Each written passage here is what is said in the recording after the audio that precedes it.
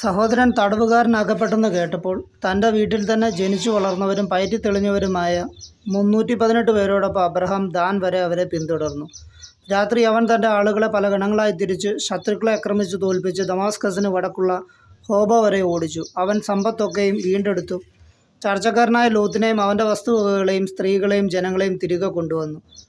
മെൽക്കിസദേക്ക് കെദർലോമറെയും കൂടെയുണ്ടായിരുന്ന രാജാക്കന്മാരെയും തോൽപ്പിച്ച് മടങ്ങിവന്ന അബ്രാമിനെ എതിരേൽക്കുവാൻ സോദോം രാജാവിൻ്റെ താഴ്വര എന്നറിയപ്പെടുന്ന ഷാവേ താഴ്വരയിലേക്ക് ചെന്നു.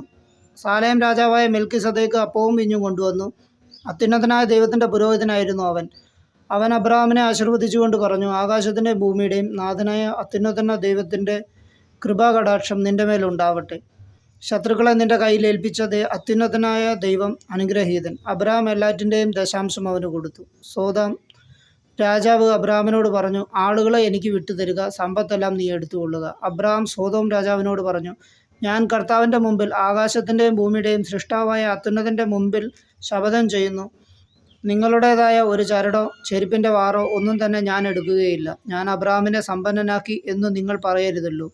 യുവാക്കൾ ഭക്ഷിച്ചതും എൻ്റെ കൂടെ വന്നവരുടെ പങ്കും മാത്രമേ എനിക്ക് വേണ്ടൂ. ആനറും എഷ്കോലും മാമ്രയും തങ്ങളുടെ പങ്ക് എടുത്തുകൊള്ളട്ടെ.